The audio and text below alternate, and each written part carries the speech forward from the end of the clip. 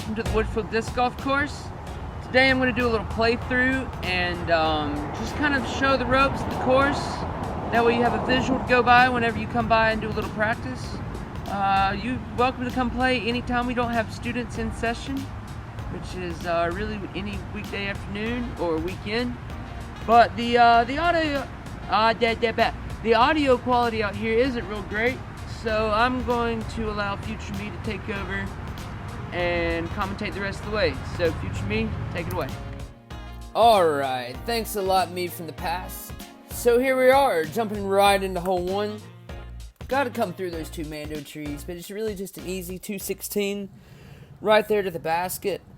Straight out of the gate, haven't thrown anything today, just grab the buzz, throw it to the mando, and let it fade as far as you want to the right. No, you actually want that to stay straight.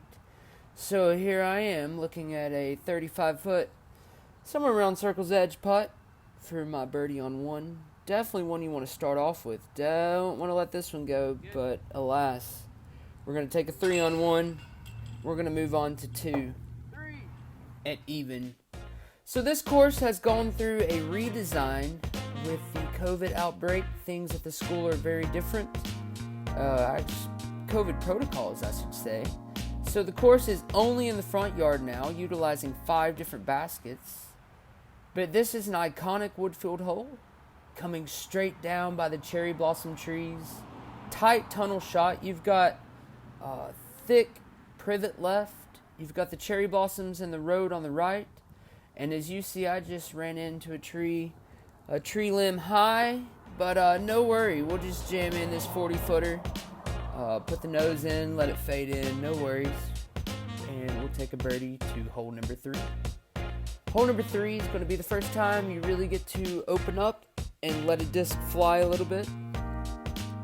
We're going to walk right up here to the tee pad on the road, and we're going to be throwing straight across the landscape area, across the exit, to this basket on the corner of the property. It's a really fun shot. I enjoy throwing it.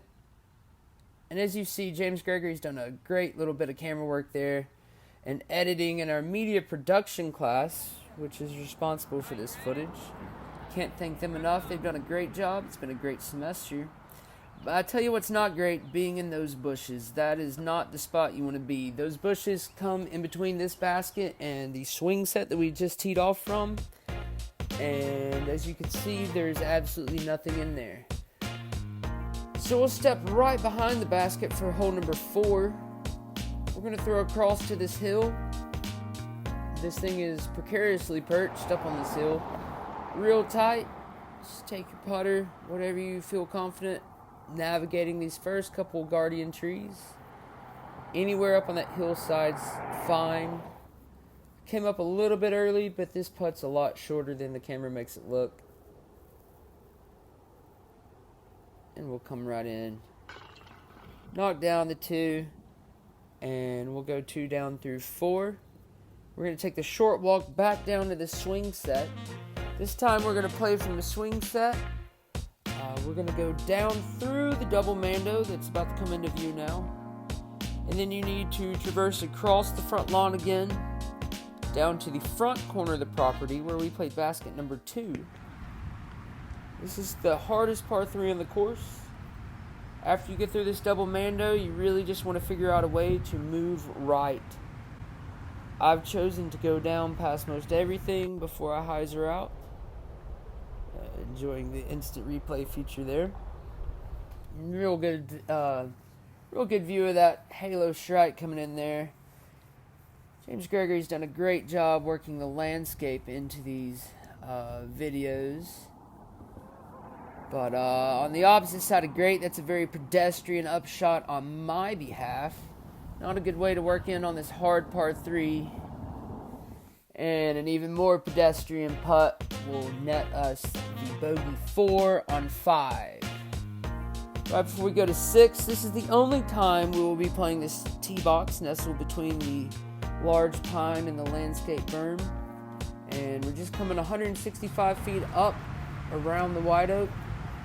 Pick your side, pick your shot. Whatever you do, don't go long.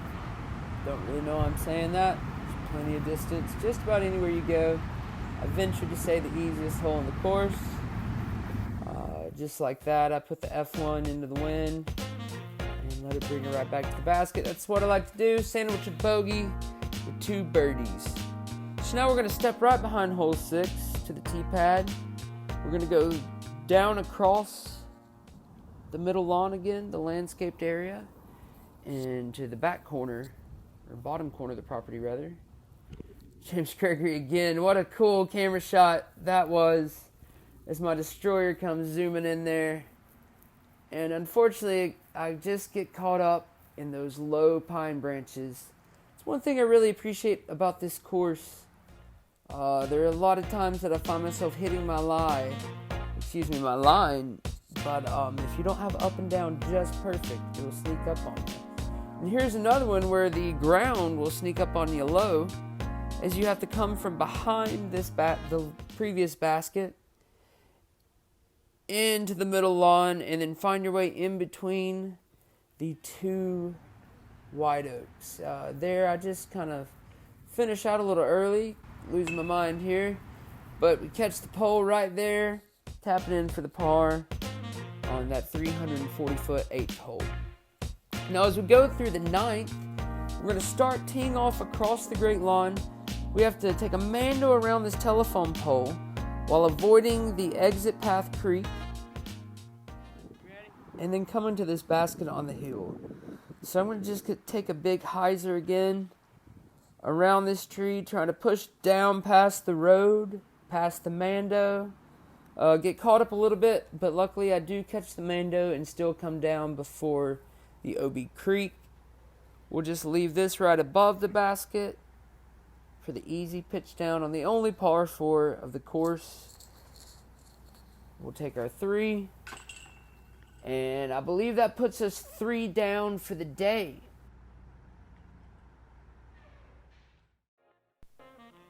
All right, so that wraps things up here at the Hawk's Nest. We look forward to seeing you out here anytime, late afternoon, preferably after 5:30 when aftercare is over, or anytime on the weekend. We'd love to see people out here practicing, and I look forward to seeing your scores on UDisc. On behalf of Team Woodfield, keep growing.